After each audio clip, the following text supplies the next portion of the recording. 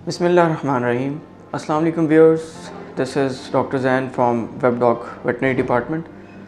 आज मैं आप लोगों को जिस बीमारी के बारे में बताऊंगा वो एक पैरासिटिक डिज़ीज़ है जिसे हम ऑस्ट्रोटेजियोसिस के नाम से जाना जाता है उसको। इसकी ये एक जो बीमारी है ऑस्ट्रोटेजियोसिस, ये एक पैरासाइट है जिसे राउंड वर्म कहते हैं, यानी कि गोल किरम आम अल्फाज में। ये उसकी वजह से फैलती है।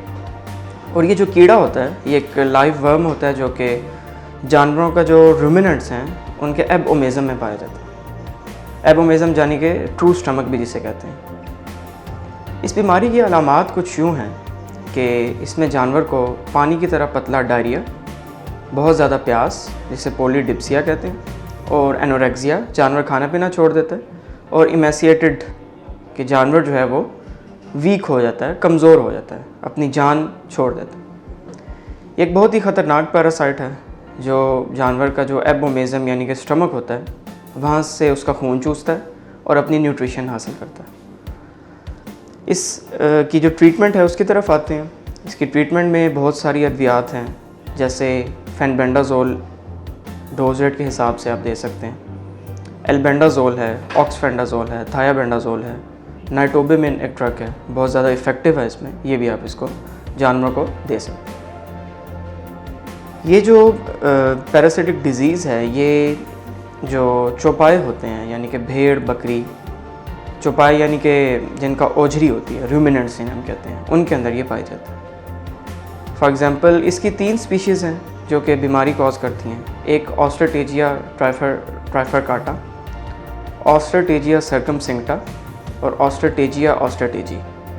ये जो हैं ये भेड़ बकरी और कैटल बफलो यानी कि भैंसों और गाय में बीमारी फैलाता है। अब मोस्ट इम्पॉर्टेंटली इसकी कंट्रोल पे बात करते हैं। इसका कंट्रोल इससे हो सकता है कि क्योंकि ये जो बीमारी है ये बहुत ज़्यादा सर्दी के मौसम में आती है, यानी कि जो हार्श विंटर्स हैं, हार्श क्लाइमेटिक कंडीशंस हैं, उसमें ये जो बीमारी है ये ज़्यादा आती है। ये जो पैरासाइट है उसके लिए एक रीज़नेबल एनवायरनमेंट होता है। तो इसमें क्या किया जाता है कि जानवर को एक अच्छे माहौल में, अच्छी हाउसिंग में रखा जाता है, और कोशिश ये की जाती है कि जानवर जो है वो घर के अंदर खाना खाए बजाय कि वो बाहर घास चरने जाए या पेस्चर्स के ऊपर ग्रेजिंग करे। तो एक और जो कंट्रोल स्ट्रेटजी है वो इसकी ये है कि जो ड्रग्स हैं, प्रोफिलैक्टिक मेजर्स यानी कि जो अद्वियात हैं, वो इस बीमारी के मौसम के आने से पहले ही आप जानवर को 1-2 दिन खिला दें।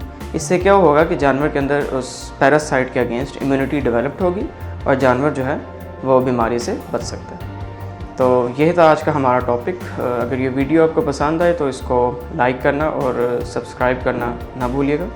Thank you very much. अल्लाह हाफ़िज़।